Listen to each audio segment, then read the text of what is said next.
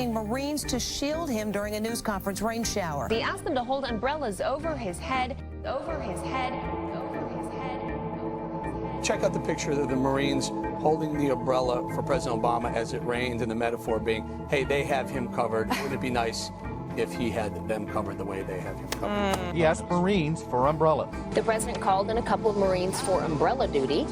Many people complain, saying Marines have been through too much training to have to hold an umbrella. This shot of the president emerged.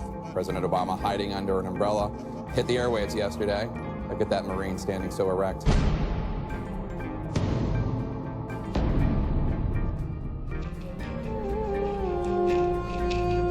It was a symbolic moment today when the Marines came out and put the umbrella. They were protecting him. Maybe in this case, he should have been protecting them. Is there a more apt visual than this one? The disembodied arm of a U.S. Marine holding an umbrella over the head of our beleaguered commander-in-chief for him in the middle of a rainstorm. The Marines aren't supposed to do that because they can't properly salute. What is now being called Obamagate. A blog Hot Air is demanding justice for the Marines. These guys aren't valets. I mean, I guess he could have held it himself, right? I don't know. Yes, bring forth the umbrellas unto me.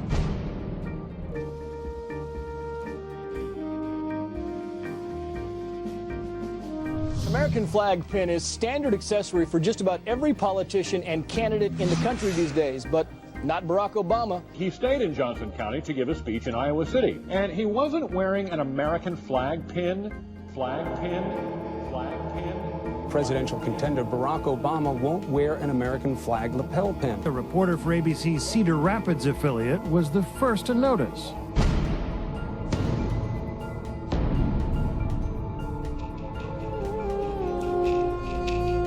About the flag pin, he didn't have really good answers. A no pin zone. You're taking the pin, the American flag off of you and saying, I'm not going to wear it, almost in a little bit of a protest, I guess. I think he's disrespecting the American flag. He's got to apologize to the people, for example, that are working the fields. There were Marines, were in the Army. It matters something to our troops. Why do we wear pins? Because our country was under attack. Barack, put on the pin. They just hate the flag.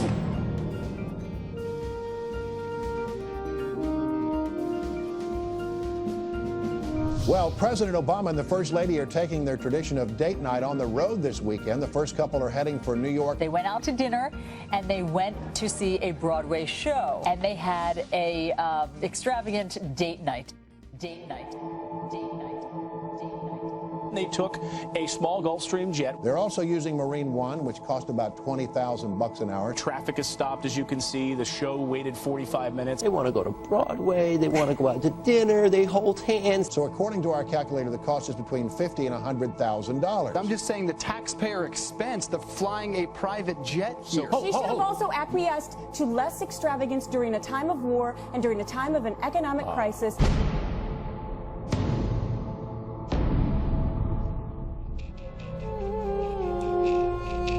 It is inappropriate while a country is suffering for him to spend $350,000, to take a picture of the Statue of Liberty when you can Photoshop it for $20 as extravagantly with 3 planes, 2 helicopters. He maybe should have chosen a less extravagant kind of a date night. Should the taxpayers pick up the bill? Barack Obama is a millionaire. He can pay the tab himself. Why shouldn't he? Think about the message that President Obama and Mrs. Obama are giving to their 2 daughters, that we'd be willing to disrupt other people's lives around us. The emails are pouring in on this. The White House declined to say how much the trip was costing taxpayers. Boy, we'd like to know, like that Air Force One flyover for the photos. We'd like to know. Sure that. The President of the United States bowing to the King of Saudi Arabia. Obama's controversial bow. This president bowed before the Saudi king. The bow or just bending over. The White House said that wasn't a bow, but it sure looked like one. Here it is. He comes in, literally bows below his head and below his shoulder.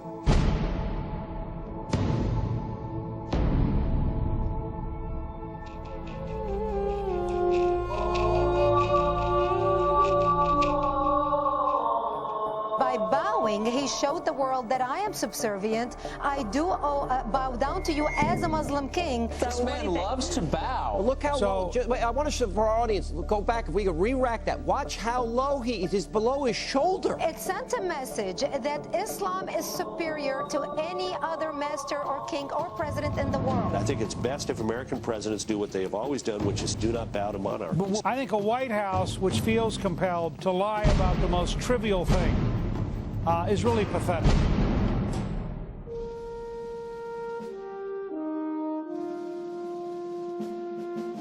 As you all know, President Obama is a real man of the people, and yesterday he dropped by a popular Virginia restaurant to grab a burger with his pal Joe.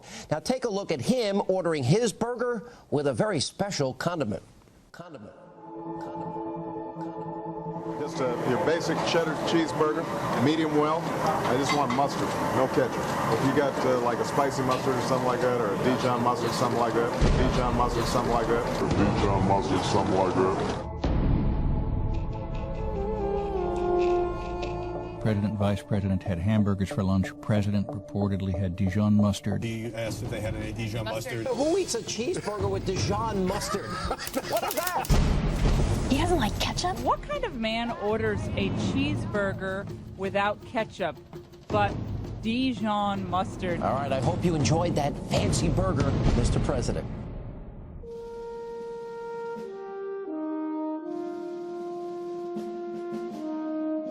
And the latest presidential video project, well, it's getting a lot of attention, but perhaps not in the way the White House intended. The president joking around with a selfie stick. President Obama appeared with a selfie stick. Critics called it undignified. A lot of conservatives especially said this is not presidential, this is beneath the presidency. Why is he doing this? He's demeaning the office. Quote, a foolproof way to make yourself look like a self-absorbed ass clown.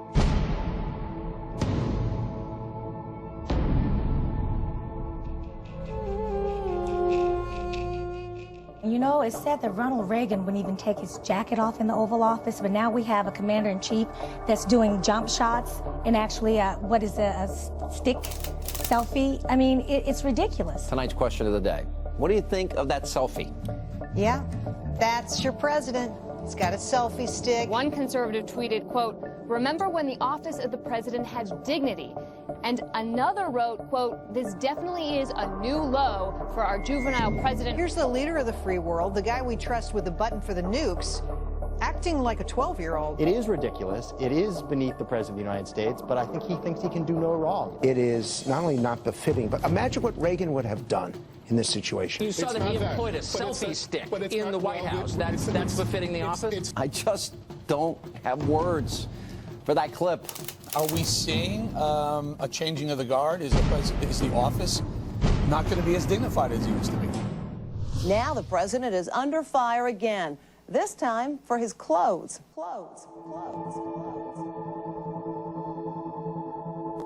Former George W. Bush Chief of Staff Andrew Card says the Obama dress code is way too laid back. I wish that he would wear a suit coat and a tie.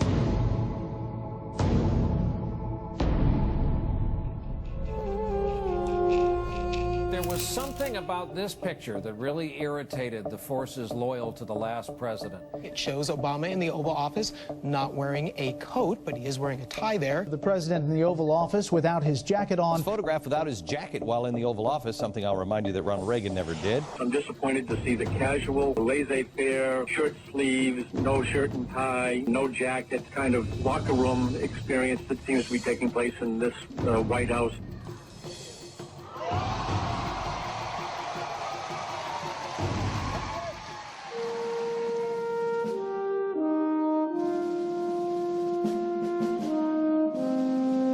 Something I'll remind you that Ronald Reagan never did. There's one more thing that has many Americans, including myself, humiliated today. Take a look at the photo comparison of our commander-in-chief. There he is, juxtaposed with Vladimir Putin. They have no respect for our president, for his weakness. He wears a helmet when he rides a bike. The picture of him riding the bike with the bike helmet while Putin's got his shirt off. Shirtless on the horse and all that, and Obama was riding a bike with a helmet on.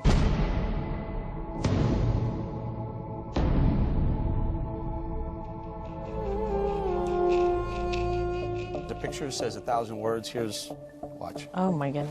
Which one? You want to talk about the Ukraine for a second? It all began with the picture of President Obama on the bicycle with the helmet, and now we're paying the price for that. Putin, big, strong, muscular, on a horse. There's Obama riding a little bicycle with a helmet on. A leisure, not like a real racing bike. I mean, just going out for leisurely, and he's got this dumb hat on, dumb helmet on. This is humiliating. It's unnecessary. You deserve better. We as a country deserve better, and we can do better.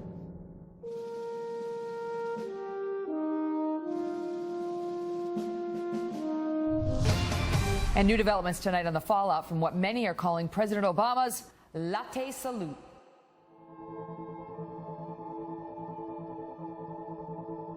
Everyone's talking about the disrespectful way the president saluted a Marine yesterday with his latte in his hand.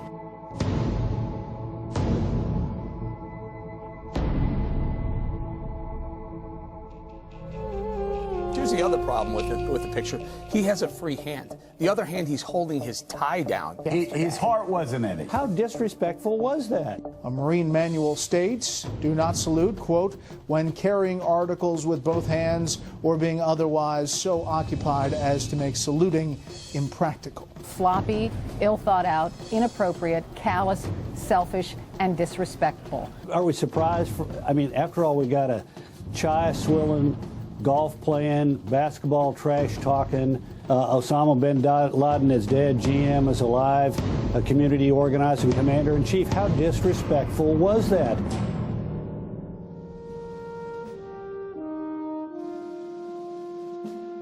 The president came out addressing reporters on Thursday, and he was wearing this tan suit.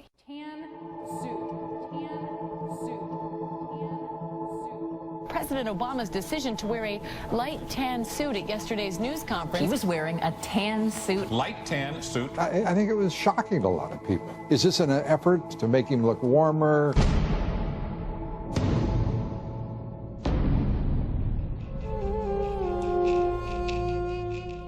There's no way I think any of us can excuse what the president did yesterday. And then for him to walk out, I'm not trying to be trivial here, but in a light suit, light tan suit. Also known as Tangate. Tan suit, and how the tan suit made him look unpresidential. Whoever talked him into going into a tan suit, they're so desperate because of these low poll numbers, they're willing to do anything.